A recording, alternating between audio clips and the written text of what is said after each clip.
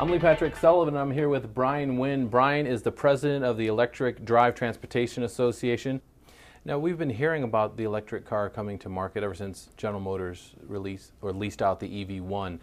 And it always seems as if it's 5 years down the line, 10 years down the line, we'll eventually have an electric drivetrain car. Now it looks like it's really going to happen, but we're starting to hear rumors of Nissan pushing back their launch date of the Nissan Leaf. Will we see in large quantities electric vehicles hitting the road in 2010, early 2011? You're going to see vehicles entering the marketplace that are pure battery electric vehicles, or vehicles that plug into the grid, plug-in hybrids as well as battery electric vehicles, etc. But they're using the same technology in many respects that the existing hybrids use. We use slightly different batteries for pure battery EVs and plug-in hybrids because they use lithium-ion batteries. But the long and the short of it is that this is a continuum of technologies that are coming into the marketplace. Vehicles are electrifying very, very rapidly. At the Detroit Auto Show, you had Truck of the Year and Car of the Year were won by Ford. The Car of the Year was the Ford Fusion Hybrid, which has an electric drive component to it, and also the Transit Connect truck that won Truck of the Year. Next year, it's coming out as a pure electric delivery van. Is this mean kudos to the EDTA and other people that follow electric drive transportation? Well, we represent the broad spectrum of players in this community that are working on electrifying transportation. So that's not just the vehicle manufacturers, and those kudos should go to Ford, obviously, for those particular awards. But it's also the utility companies that at some point will become the fuel providers. It's also the folks that make the batteries and the motors and the controllers and all of the internal parts that make up these very sophisticated engines. If we get large numbers, I'm talking 100,000, 200,000 electric vehicles on the road, will the grid be able to handle all the extra load being put on it? Yes, it will. In fact, the grid, of course, is built for peak load. So there's an enormous amount of capacity on the grid today that's not being utilized.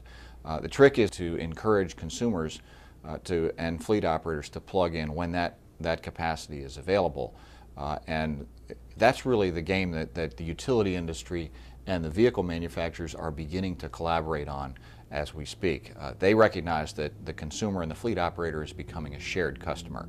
That in and of itself is very significant when you consider the fact that energy costs are going to rise over the future. There are enormous efficiencies that can be created for utility companies by utilizing vehicles that plug into the grid as storage, for example, and taking advantage of that capacity that's available out there that is energy that is generated from domestic feedstock rather than imported like we import much of our oil today, and it can be utilized in transportation applications.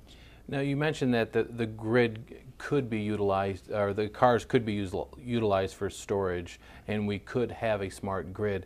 That's all stuff in the future. What do you say to today's consumer that says, I'll buy my electric drive vehicle once all that stuff is in place? Does it both have to happen simultaneously? Well, it is happening simultaneously. That's what's really important about this trend. You've got the fuel.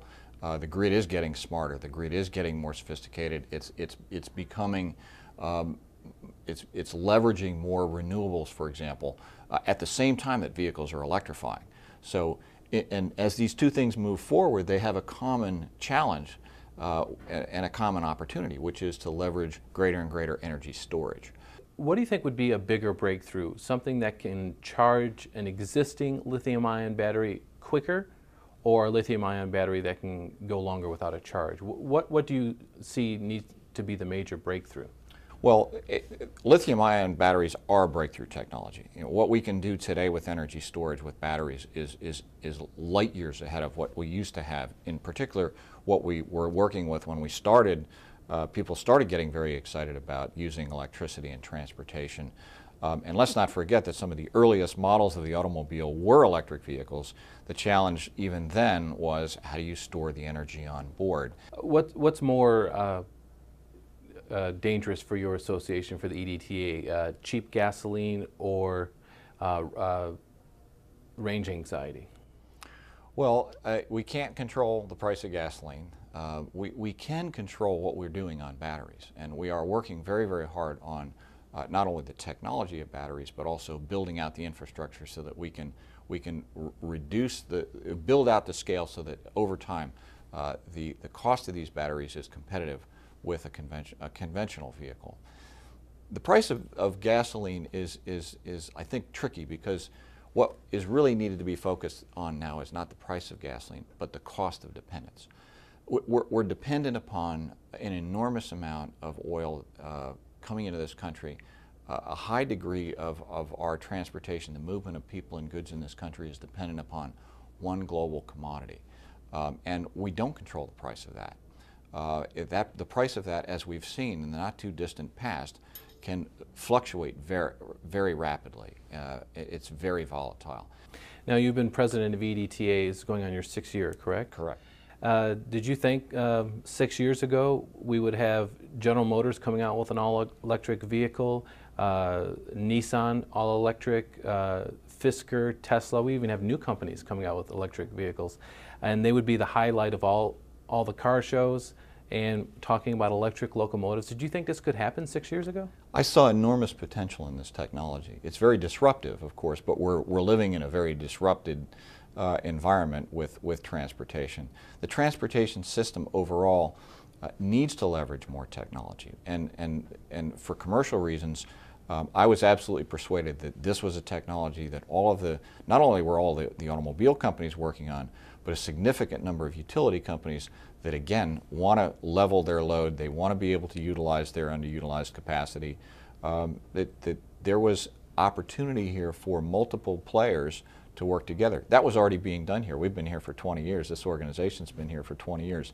But to your question, it has changed quite enormously over the last 5+ years, almost 6 years that I've been here. And it's been very exciting. And it's going to get even more exciting. All right, Brian Wynne, President of EDTA, thank you for joining us. Thank you. I'm Lee Patrick Sullivan, and you're watching Clean Skies News.